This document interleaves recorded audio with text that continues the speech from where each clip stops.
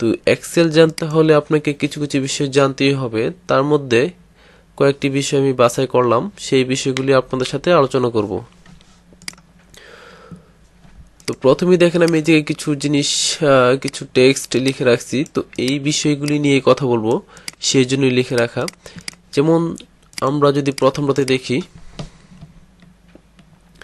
প্রথমটাতে দেওয়া আছে JAN, তারপরটাতে দেওয়া আছে জানুয়ারি, তারপর দেওয়া আছে SAT, তারপর দেওয়া আছে স্যাটারডে, তারপর দেওয়া আছে 1 2 এবং নিচে 2। তো এইগুলির মানে কি? তো এইগুলির মানে হচ্ছে আমি যদি জানুয়ারি লিখতে চাই, তো প্রথম কাজ হচ্ছে প্রথম সম্পূর্ণটাকে লেখা, জানুয়ারি JANUARY লিখবো। লিখার পর আমরা সোজা টান দিব নিচের দিকে, তাহলে আমাদের সবগুলি চলে আসবে, প্রতিটা মাসের নাম চলে আসবে। আর তিনটা লেখার কারণ হচ্ছে অনেক সময় আমরা সম্পূর্ণটা না লিখে তিনটা ক্যারেক্টার লিখেও আমরা আনতে চাই, সেই ক্ষেত্রে আমরা এভাবে ড্র্যাগ করে টান দিব। তো আমি আরেকবার দেখাচ্ছি আপনাদের বোঝানোর সুবিধার্থে। যেমন জানুয়ারিতে কার্সর রেখে দেখেন তিনটা কর্নার থেকে এই কর্নারটা একটু একটু বোল্ড দেখা যাচ্ছে। যেমন দেখেন আমার মাউসের কিছু পরিবর্তন দেখতে পারতেছেন। তো অন্য যেই কর্নারই নেই, মাউসের পরিবর্তন একটাই হয়, বাট এই কর্নারে যখন আসে মাউসটা পরিবর্তন হয়ে যোগ চিহ্নের মতো হয়ে যাবে, প্লাস চিহ্নের মতো হয়ে যায়। তো যখন প্লাস চিহ্নের মতো হবে তখন আমরা মাউসের লেফট বাটনে চাপ দিয়ে ধরে নিচ দিকে আসার পর তারপর আমরা ছেড়ে দিব, যতটুকু প্রয়োজন ততটুকু আসার পর আমরা ছেড়ে দিব। এই হচ্ছে জানুয়ারি বা মাসের নামগুলি সংক্ষেপে বের করার নিয়ম। আর যদি সম্পূর্ণটা বের করতে চান তাহলে যে কোনো একটা মাসের সম্পূর্ণটা লিখতে হবে। লিখার পর আমরা আগের মতো টান দিব, তাহলেই বের হয়ে যাবে। তো এই দুইটা যদি বুঝেন তাহলে আপনারা অবশ্যই বুঝবেন এই দুইটার মানে কি। এই দুইটাও সেম কাজ করবে। যদি আপনি দিনের নাম আনতে চান তাহলে আমাদের এটি কাজ করবে। তো আমরা এভাবে নিয়ে আসলাম। তো এই হচ্ছে বিষয়। তো এভাবে চাইলে আপনারা কাজগুলি খুব সহজেই করতে পারেন। যেমন আপনি কোনো অফিসে যদি মান্থলি হিসাব এবং দৈনিক হিসাব রাখতে চান, সেই ক্ষেত্রে এই কাজটা আপনার জন্য অবশ্যই সহযোগিতা করবে। যেমন স্যাটারডে সম্পূর্ণ বানানটা লিখতে হবে না, তো আপনি একবার লিখতেছেন, তো পরেরগুলি সবগুলি অটোমেটিক চলে আসবে টান দিলেই। তো তারপর দেখেন এদিকে কি হচ্ছে 1 এবং 2। তো এই 1 2 আমরা কেন লিখলাম? 1 2 লেখার একটা কারণ, সেটা হচ্ছে আমরা প্রথমেই দুইটাকে সিলেক্ট করব। তো আমরা প্রথম 1 এর মধ্যে মাউসের লেফট বাটন চাপ দিয়ে ধরে রেখে নিচের দিকে এসে 2 তে আসবো, আসার পর মাউস ছেড়ে দিব। তার মানে হচ্ছে আমাদের দুইটা সিলেক্ট হয়েছে। দুইটা সিলেক্ট দেখেন, একটাতে হচ্ছে নর্মাল কালার দেখাচ্ছে আর আরেকটাতে সিলেক্টেড কালার দেখাচ্ছে। বাট দেখেন এই দুইটাতেই দেখেন চতুর্পাশে একটা বাউন্ডারি দিয়ে ঘেরা। তো সেই ক্ষেত্রে দুইটাই আমাদের সিলেক্ট হয়েছে। তো সিলেক্ট হওয়ার পর আগের মতোই যখন আমাদের নিচের কর্নারে রাইট সাইডের কর্নারে নিলে প্লাস চিহ্ন হবে, তখন আমরা নিচের দিকে টান দিব। টান দিলে দেখেন আমরা দেখতে পারতেছি 1 2 3 4 5 6 7 8 9 10। তো এইগুলি চলে আসছে। এটা হচ্ছে সিরিয়াল অনুযায়ী চলে আসবে। এটি হচ্ছে কাজ। আর আমি এইভাবে কেন রাখলাম?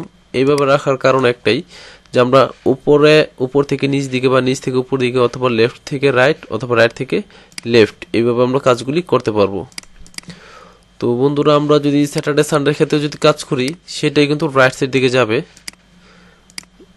আমরা জানুয়ারিটাকে যদি বিপরীত পাশে টান দিই তাহলে ডিসেম্বর থেকে চলে আসতেছে। তো এইভাবে আপনারা এই দিনের নাম, মাসের নাম এবং 1 2 3 এই সিরিয়ালটা ক্রিয়েট করতে পারেন। তারপর আরেকটা হচ্ছে আমি নিচের দিকে নিয়ে রাখছি। তো এখন দেখাবো আপনাদের কিছু সমস্যা। যেমন অনেক সময় আমাদের অনেক ধরনের প্রবলেম হইতে পারে। যেমন দেখেন এদিকে কিছু টেক্সট শো করতেছে, তারপর আবার কিছুতে আবার হ্যাশ চিহ্ন দেখাচ্ছে। তো যেমন আমরা এদিকে কিছু অ্যামাউন্ট দেখতে পারতেছি, তারপর দেখতেছি এদিকে হ্যাশ চিহ্ন।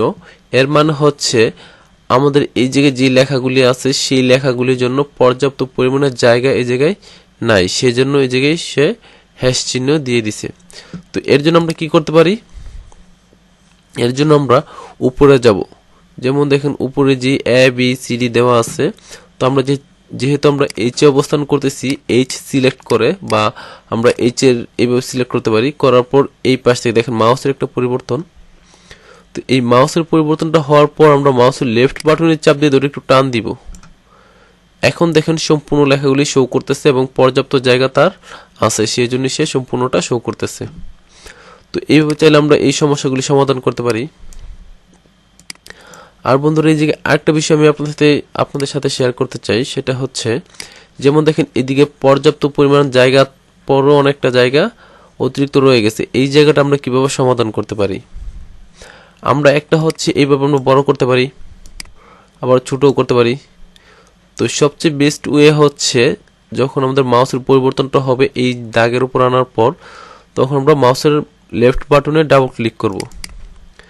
সাথে সাথে যদি আমরা ডাবল ক্লিক করি, সবচেয়ে বড় ফিগারটা হচ্ছে এটা, দেখেন এটার পড়ার তেমন কোনো জায়গা নাই। এটি হচ্ছে সবচেয়ে সুন্দর সমাধান। তো এইভাবে আপনারা চাইলে সহজেই কাজগুলি করতে পারেন।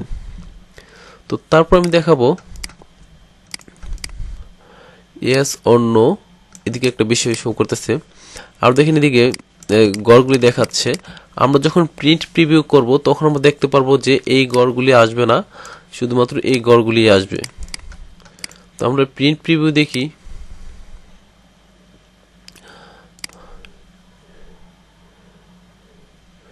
ওকে, প্রিন্টে যাওয়ার পর দেখেন এদিকে দেখাচ্ছে না, কারণ হচ্ছে অন্য একটা। তো এদিকে দেখেন দেখাচ্ছে প্রিন্টের মধ্যে, প্রিন্ট প্রিভিউর মধ্যে দেখাচ্ছে যে আমাদের এই দাগগুলি আসবে, অন্য দাগগুলি আর আসবে না। সেক্ষেত্রে আমরা একটা কাজ করতে পারি।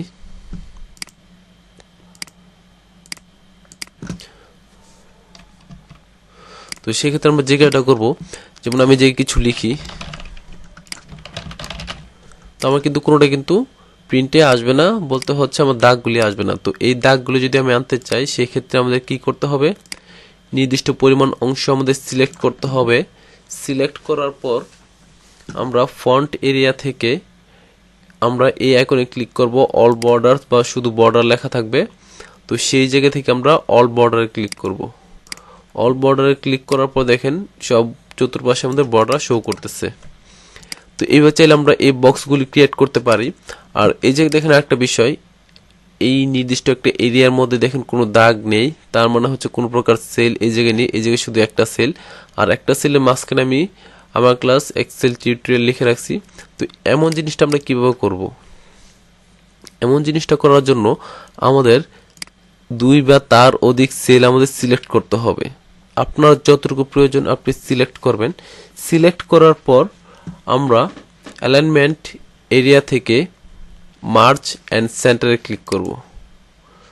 দেখেন মার্জ অ্যান্ড সেন্টারে ক্লিক করার পর এই জায়গায় যতগুলি সেল ছিল বা সিলেক্ট করছিলাম সবগুলি একটা সেলে রূপান্তর হয়ে গেছে। বর্তমানে চাইলে আমরা এই জায়গায় ইচ্ছে মতো লিখতে পারি। তো এই হচ্ছে কাজ। চাইলে আমরা ফন্ট সাইজ বড় করে দিতে পারি। তো এইভাবে আপনারা চাইলে কাজগুলি করে ফেলতে পারেন।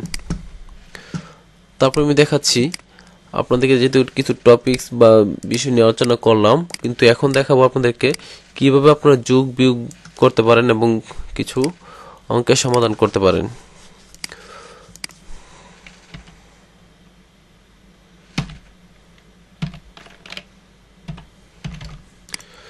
তো বন্ধুরা খেয়াল করেন, এই যে আমি কিছু আইটেম, কোয়ান্টিটি এবং রেট নিয়ে লিখে রাখছি। তারপর হচ্ছে টোটাল বের করব। তারপর আমরা এই 4টা টোটাল বের করব। তারপর হচ্ছে আমাদের অ্যাডভান্স দেওয়া আছে এবং ডিউ বের করব। তো এই কাজটা করার জন্য আমাদের যেই কাজ করতে হবে, প্রথমেই হচ্ছে আমরা মাদারবোর্ড হচ্ছে আমাদের 20টা। তো একটা মাদারবোর্ডের দাম হচ্ছে 4000 টাকা, তাহলে 20টা মাদারবোর্ডের দাম অবশ্যই বেশি হবে। সেই ক্ষেত্রে আমরা গুণ করব। প্রথমে আমরা সমান চিহ্ন দিব। দেওয়ার পর যেহেতু আমরা গুণ করব, আমরা অবস্থান করতেছি E7। খেয়াল করেন E7। তো ইতে আসি আমরা, প্রথমে আমরা ই টাইপ করব, তারপর আমরা 7 টাইপ করব, তারপর আমরা গুণ চিহ্ন দিব। তো গুণ চিহ্ন দিব, দেওয়ার পর আমরা F7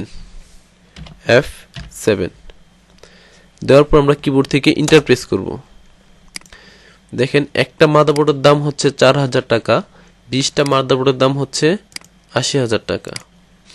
তো এই নিচের চারটা সেম সূত্র হবে, একই সূত্র হবে, সেই ক্ষেত্রে আমরা টান দিব এইভাবে। আমি আপনাদের বোঝানোর সুবিধার্থে আবারও করলাম। আগের মতোই খেয়াল করেন, 3টা কর্নার, কোনো পরিবর্তন নাই। এই কর্নার আসার পর মাউসের পরিবর্তন হবে, নর্মাল প্লাস হয়ে যাবে, প্লাস আইকন হবে। আর আইকন হওয়ার পরে আমরা মাউসের লেফট বাটন চাপ দিয়ে ধরে নিচের দিকে টান দিব। টান দেওয়ার পর সবগুলি রেজাল্ট বের হয়ে যাবে। তো বন্ধুরা খেয়াল করেন, আরেকটা মজার জিনিস হচ্ছে, যেমন আমরা সবগুলি আমরা গুণ করলাম, গুণ করার পর সবগুলি আমরা যোগ করব। যোগ করার নিয়ম হচ্ছে, আমি 2টা নিয়ম শেখাবো আপনাদেরকে এখন। 3টা নিয়মে আমরা যোগ এবং রেজাল্ট বের করতে পারি। তো একটা প্রসেস হচ্ছে,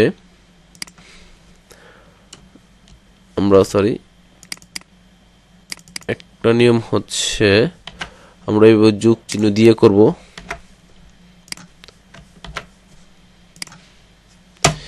এবার যোগ চিহ্ন দিলে দেখেন 2,68,000 টাকা আসতেছে।